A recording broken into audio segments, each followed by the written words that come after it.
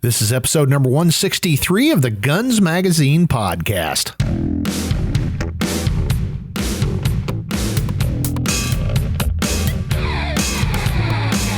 Hi there, and welcome to the Guns Magazine podcast, one of the shooting world's biggest gun talk programs. I'm your host and the editor of Guns Magazine, Brent Wheat. Thanks for joining us as we talk to the interesting folks who make up the world of shooting, hunting, law enforcement, and the firearms industry. But before we get started, here's a quick word about our sponsor, the R7 Mako by Kimber. The striker-fired R7 Mako is a high-capacity polymer micro-compact from Kimber. With the R7 Mako, you get 12 and 14-round total capacity from flush and extended magazines, while the performance carry trigger has the smooth pull and clean break you'd expect from a high-end single-action handgun. The R7 Mako also comes optics ready, or you can have it with optics already installed. Kimber's R7 Mako will feed your appetite for something different. See how at r7mako.com. We're going to learn and have fun this Christmas Eve edition of the Guns Magazine podcast. My guest today is Suzi Huntington, and we're going to talk about the code of conduct for both men and women in hunting camp. Suzi's hunted all over the globe and has lots of straightforward insight on how not to be that girl or guy in camp. Now here's Suzi Huntington talking about douchebags and divas in hunting camp.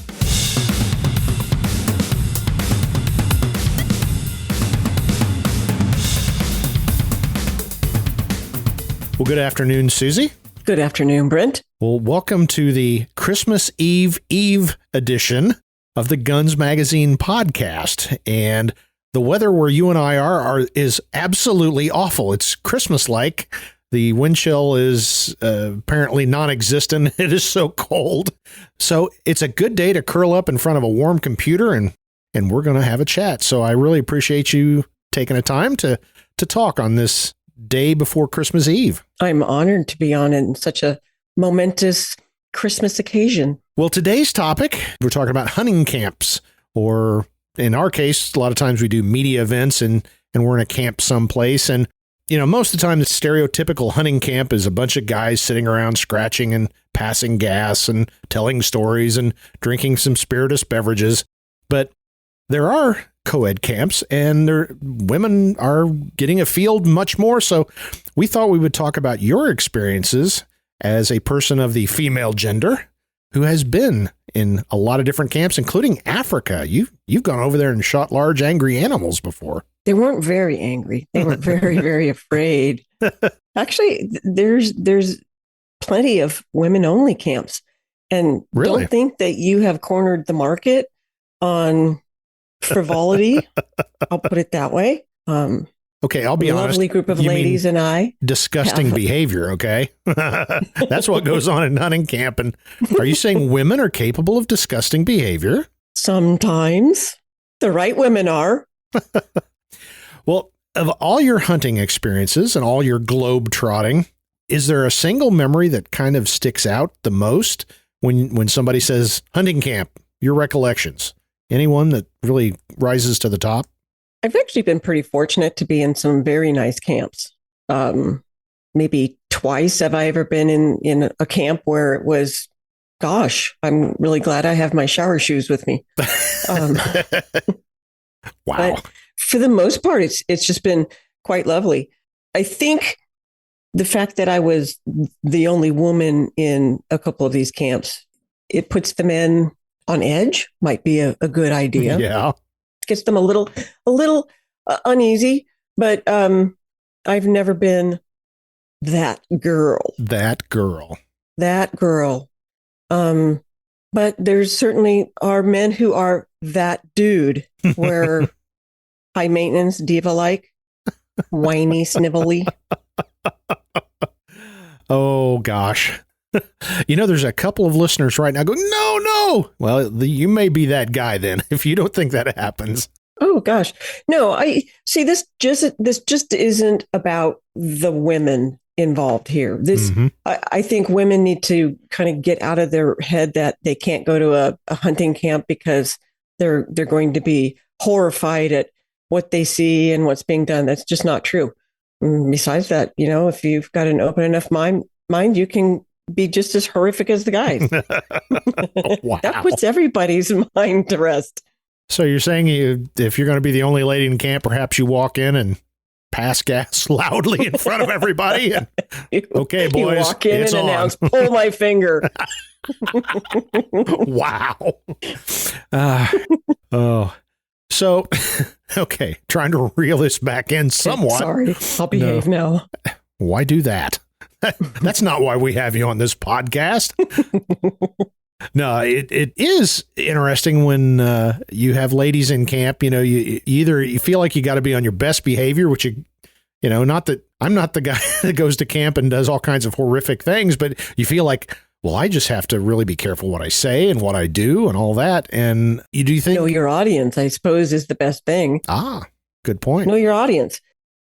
I'm pretty open-minded. There's not a lot of stuff that can fly around and offend me. And quite honestly, if it does offend me, that's my own baggage. I don't make everybody else pay for my sensitivities.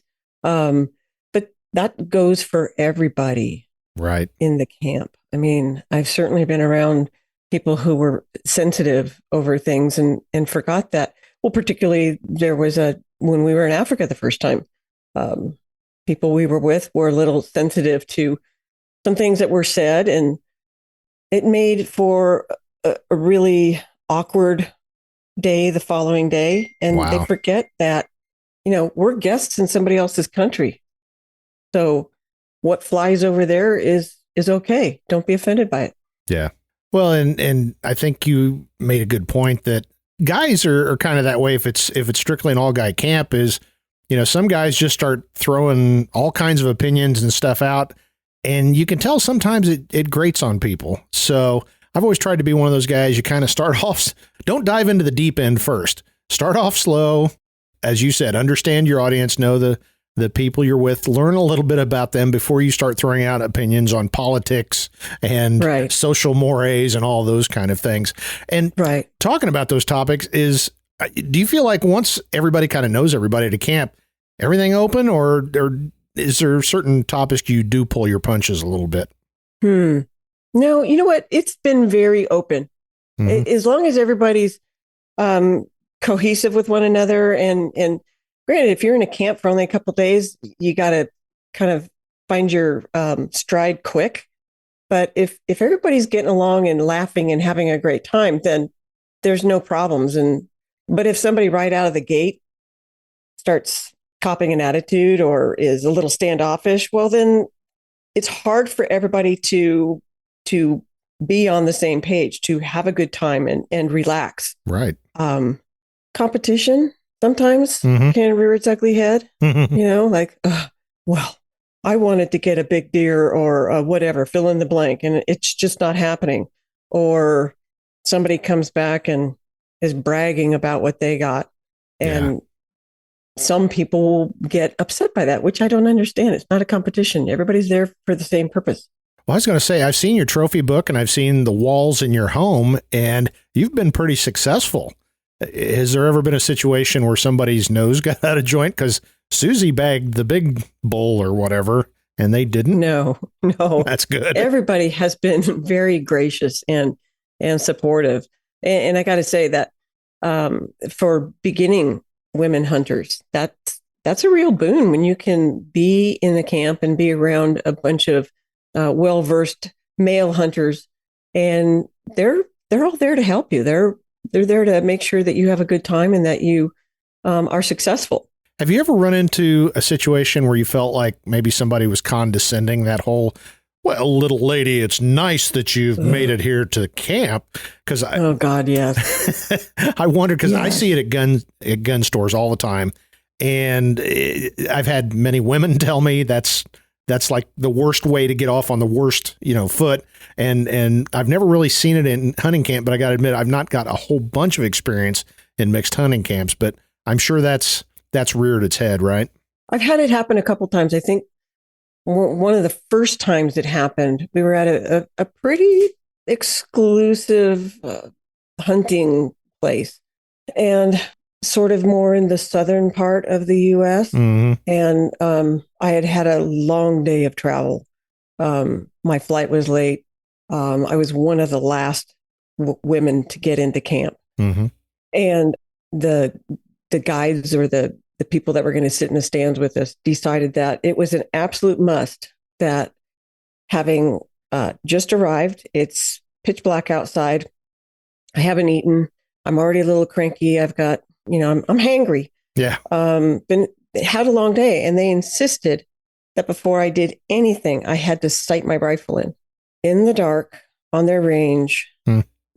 And when I sat down, I didn't really have my brain engaged. And the first couple shots I took weren't really where I wanted them to be. Mm-hmm. And of course, they're saying, well, where are you aiming? And it became a real goat rope. And next thing I know it, people's hands are coming over my shoulder and are starting to turn knobs on my scope. Oh. Yeah. So I don't know, about 6 or 8 shots later, I just put the gun down and I said, I'm done. My gun was sighted before I came in. I haven't done anything to it. I want to do it in the morning. I'm not going to sight it in anymore. And I thought that was really condescending, that the way they were insisting that I sight the rifle in at that point, as well as how dare you start turning knobs on a gun you know nothing about, or a scope that you know nothing about. You don't even know where it's set. Yeah. I was going to say, as a guy, that's close to fighting words, get your hand off my gun, but I can see where, well, the little lady doesn't know what she's doing. I'll have to show her. And I'm sure you would set them straight. The next day. It didn't get much better. Yeah. Now I got my rifle sighted in the next morning, but unfortunately the gentleman I was sitting with in the stand, really apparently, I don't think any of these guys had ever had women clients before. Oh, really? And so the deer presents itself and I'm looking at it and I'm going, this is an easy shot. Mm-hmm. He walks out. He's just perfectly profiled. And I said, shooter's ready. And he pops his binoculars down. And he says, but that's over 100 yards. I said, shooter's ready.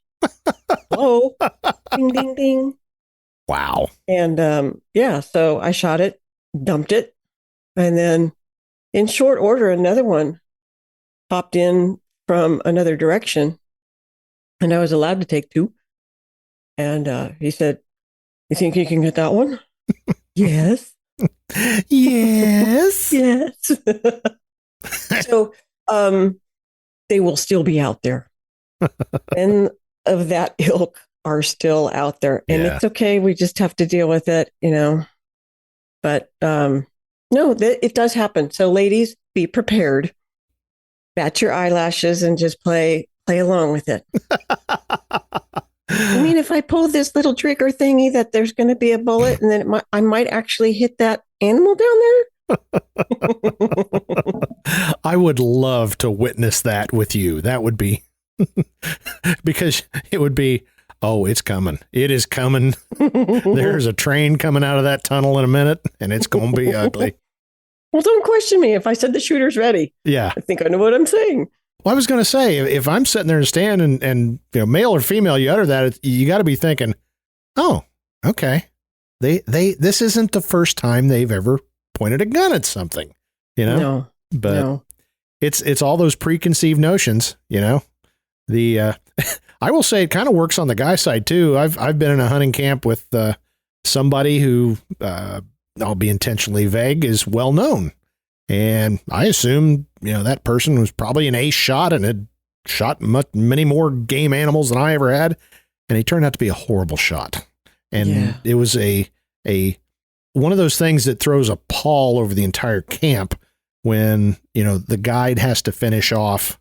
And it wasn't dangerous game. It was, he wounded this animal grievously multiple times. And finally the guide had to finish him off. And, it's like, come on, but it's the that kind is of a letdown. Yeah. It is a letdown when that happens because you have, through your own imagination, put this person up on a pedestal. Mm-hmm.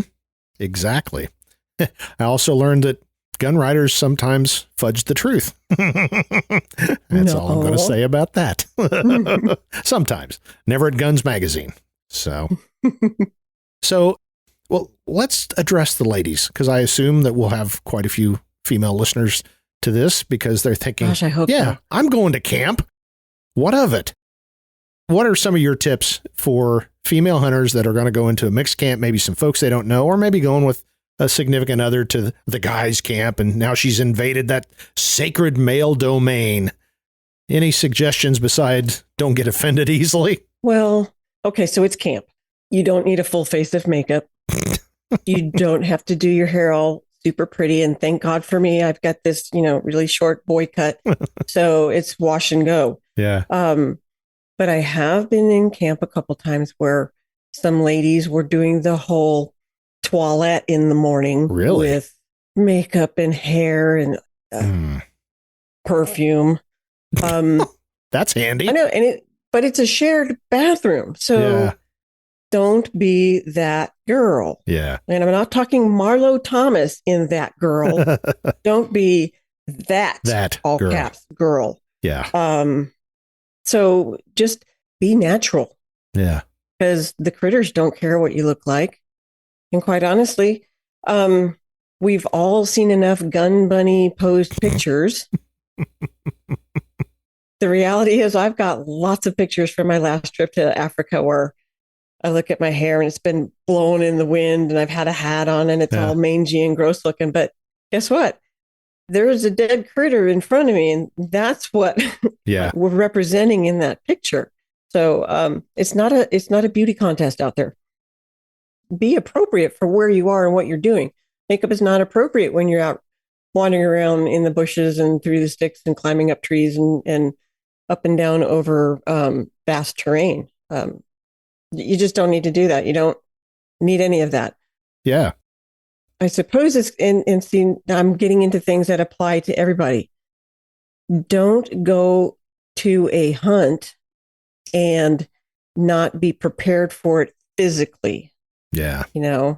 If you're going to be at altitude somewhere and traipsing up and down the sides of mountains. Yeah. Like last time I was in Colorado, I stripped the bark off of pine trees, sucking air. Yeah. But be in shape. Pay attention to your guide, especially if you're, so this goes specifically to guided hunts. If you're putting the money out to be on a guided hunt, pay attention to your guide. That's what you're paying the money for. He knows where he wants to take you because he's already been out scouting. Mm-hmm. And pay attention, follow his directions. Don't muzzle him. Don't be playing with your gun while you're wandering around behind him. That's just rude. We'll leave that where that is. Yeah. Have the appropriate clothing, for Christ's sake. If it's cold out, bring your cold clothes. Be ready to put layers on and be ready to have your, as you warm up, pulling your layers off and putting them in your backpack. Yeah. Bring your backpack. Don't just arrive and think that you've got, your gun toter and your guide and everything. And you just, prance along in the background. And then when he says, okay, I think we've got one, have your gun handed to you and pull the trigger. I wish everybody could see you doing the whole, Got the ditzy blonde bobbing my head back and forth. I'm an influencer, not a gun bunny. Wow. Sorry. What did we decide the old female bunnies were called? Conies? Conies. Yeah. Right? I'm a gun coney. My gun bunny days are long gone. What else? Oh, okay. So here's one. Traveling with your gun. Say you're going to Africa. Know if it's wise to bring a gun with you or not. Because there are some of those countries, when you fly in, it's a bit of a goat rope trying to get your gun out of the back room. Be prepared to have, bribe money. There's really nothing else to call it other than bribe money. Do you really need to bring the gun with you? Does the place where you're going have guns available? That's always a better option in my book. Yeah. Because then you're not worried about, is it going to get stolen or lost somewhere along your journey? And then is it actually going to come out of the back room once you've landed? And don't overgun. Don't bring something way bigger than you need. Yeah. Because it'll make your trip there pretty unpleasant, 300 Win Mag for hunting plains game. Not necessary. No matter what your boyfriend or husband tells you. It's true. That's one I was sitting here thinking about, and we say it in training classes a lot, is you shouldn't teach a spouse or significant other how to shoot, drive a stick shift, paddle a canoe, or a few other things. So you may not have that luxury, but if you're preparing for a hunt and you feel like you need some instruction, try to find somebody that's not the person that you're sharing your life and home with, because there's too much other dynamic there, and it tends to impede the learning process. Indeed. But that goes for both sides, men and women. It just find an instructor, find a knowledgeable friend, but don't try to teach the significant other. I think if anybody's going to go hunting, particularly for the women, if you're not a very experienced hunter, do your research. Do your research on where it is you're going, what the weather is going to be like. Are you going to one of these places where the weather can change every 5 minutes? So do you have rain gear? Do you have layers that would allow you to be in both warm weather or cold weather? Do you have binoculars with you? All of these things, you need to have a checklist before you go on your trip or your hunt, and make sure you can check all the boxes. Yep. And kind of like you said, this goes for both men and women. I always think, don't be a drag. Don't be the last guy or gal out of the bunk in the morning. Don't be the one that everybody's waiting on because your gear's all over the place. You don't have the right gear. You don't have the physical stamina to keep up. There's nothing worse. And we've all been to those camps where there's that one person that it's like, if we could only have that extra hour back that they were, basically messing around and slowing everybody down.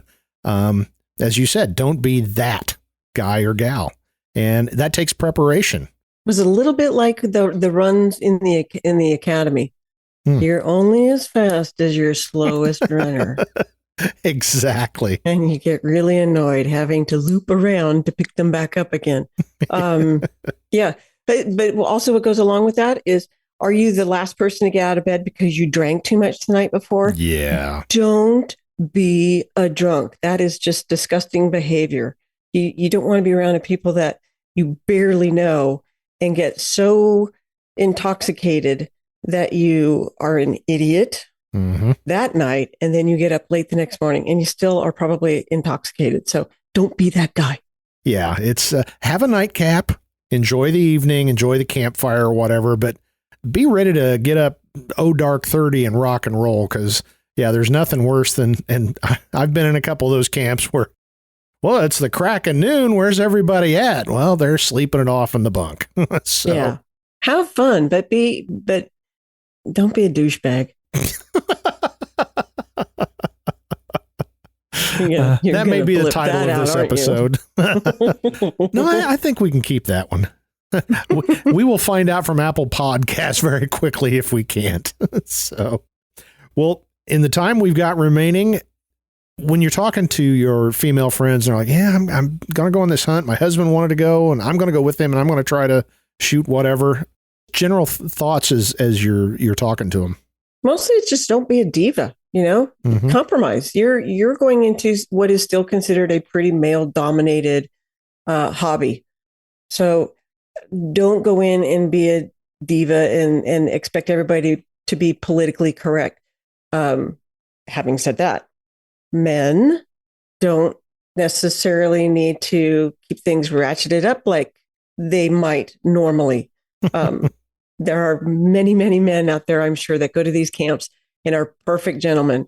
But generally speaking, the people who are out of control will be the ones that can make your stay a little interesting or perhaps even a little frustrating and just a disappointment. Yeah. But compromise. Everybody can compromise on it because you want to have a good time and you want to come back with some critter that you maybe paid good money to go hunt.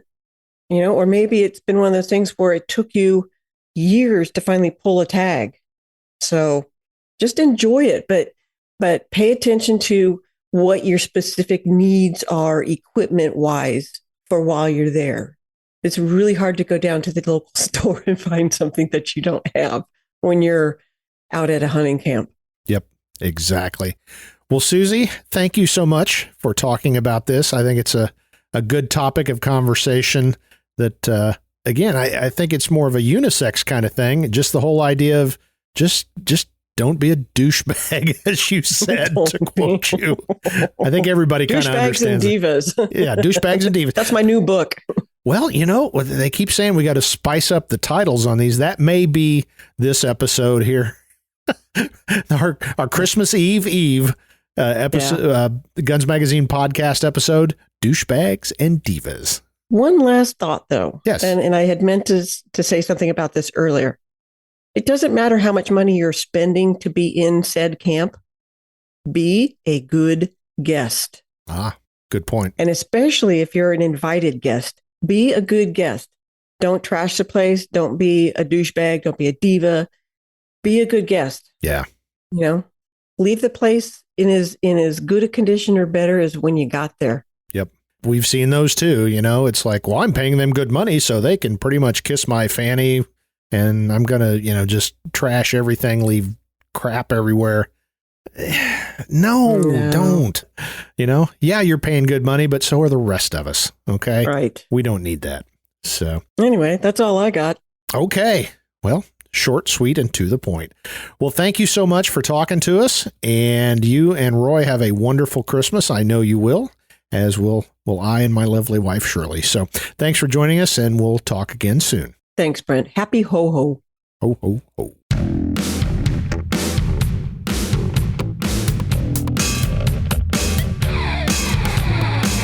That was fun talking to Suzi Huntington, and she had great advice for anyone headed to camp. If you like this episode, you might want to check out episode number 47 about how to plan an African hunting trip with Roy Huntington, or the companion episode number 49 about what to take to Africa.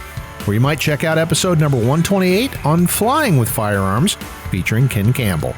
If there's a topic you want to hear, someone you'd like us to interview, or you just want to share your thoughts, please drop me a line at editor@gunsmagazine.com. As always, you can find us on your favorite podcast directory, such as Spotify, iHeartRadio, Audible, and several others. And also there's YouTube, and of course at gunsmagazine.com. You can also subscribe to the companion Gun Cranks audio podcast on those same directories, or you can watch it at the Gun Cranks YouTube channel. And while you're online, don't forget to check out our great sister publications, American Handgunner Magazine at AmericanHandgunner.com, AmericanCop.com, and of course our numerous special editions available for sale on our websites and at Amazon. Of course, they all make great Christmas gifts. I'd also like to remind you to check our sponsor, the R7 Mako by Kimber. Visit them at r7mako.com. That's it for this episode of the Guns Magazine podcast. For the entire staff at FMG Publications, I'm Guns Magazine editor Brent Wheat. Now get out there and get shooting.